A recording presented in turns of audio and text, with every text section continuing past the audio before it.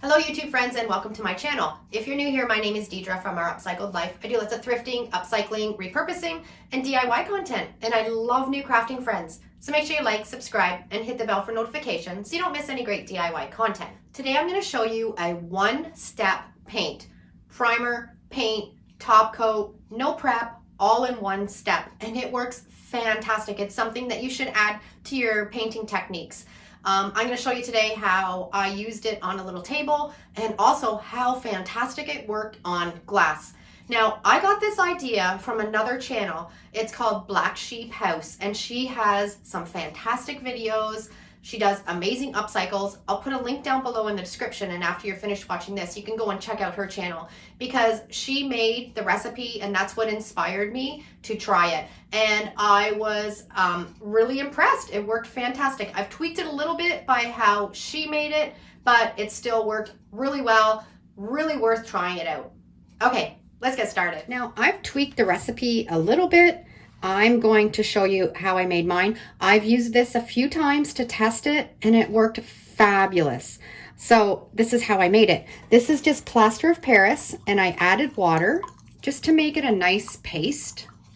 And these ingredients are all equal amount. So equal amount plaster of Paris and water into a paste to polyacrylic water-based sealer. I'm using satin. And I'm just going to kind of eyeball it. It doesn't have to be exact. And then she used, when she did hers, a primer. And this paint is a paint and primer in one. I've tested it and it worked fantastic. And I also found, I did try it with the primer and it changed the color of the paint a little bit. And I didn't care for that. I wanted to keep the paint the same color. So by using the plaster of Paris and the primer, it lightened it up too much for what I liked. So I'm just going to add in my paint now. This is just a satin Gildan paint. We're going to mix it all up together. And that's it. That's all you need to do to create some paint that is only one step. You don't have to worry about prep. You don't have to worry about putting on a top coat afterwards. This is all in one, ready to go. I've tested it on a couple of projects. It worked fantastic, and you need to try this. I've got a little table that I'm going to do right now, and we're going to work away on that. This is the little table that we're going to paint. It's in pretty rough shape. The top is really stained. There was a little bits missing in all these little round holes. I'm going to fill that up with some wood filler, but it's got really pretty legs on it. And I think I only paid a couple dollars for it at the thrift store. I love the yellow color that I've picked out to paint this. And we're going to get started.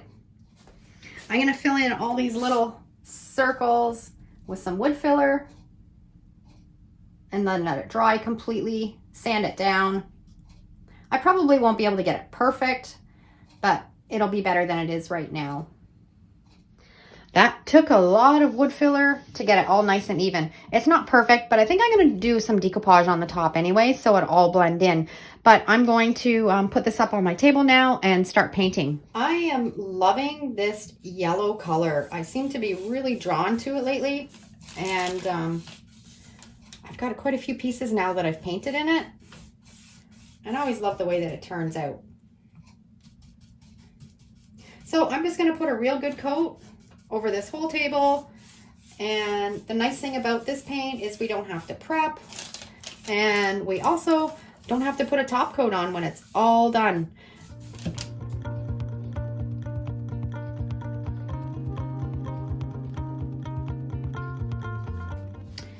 I got one coat on completely over the whole thing. I'm going to set it aside and let it dry really well. After it's really dry, we'll come back and I'm going to show you how hard it is already after one coat. Okay, this is completely dry and I'm just going to show you how durable it is already after that first coat.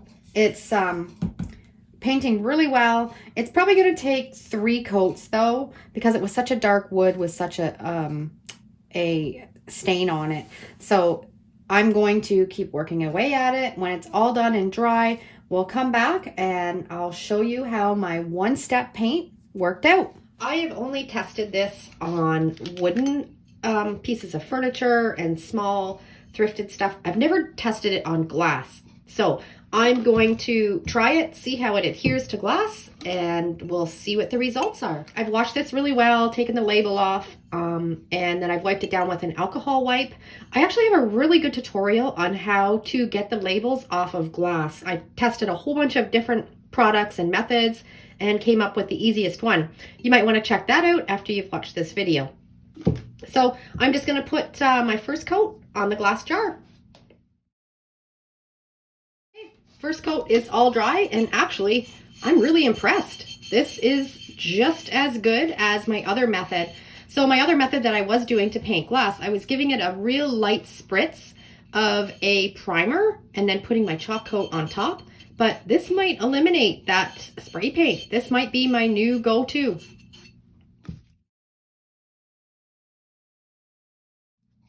Second coat is all dry. The last coat, I always like to use a little sponge to put it on. It works really great if you have any streaks or anywhere where you want to cover it up really well. So I'm just going to work away at that.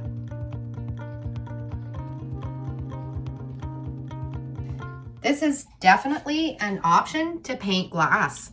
I love the durability of it, and it covered really well. I just added a little bit of burlap, put some faux plant in it, and added one of my homemade tags. It turned out cute. This is durable. It worked fantastic. Just that little bit of a tweak where I didn't add the primer like she did, but the paint and the primer were together, so I think that worked well. And then I didn't have to lighten it up by adding the white primer. The only change that I would have made was I only have right now the matte finish polyacrylic, and it kind of gives it a dull finish, almost like a chalk paint finish, right?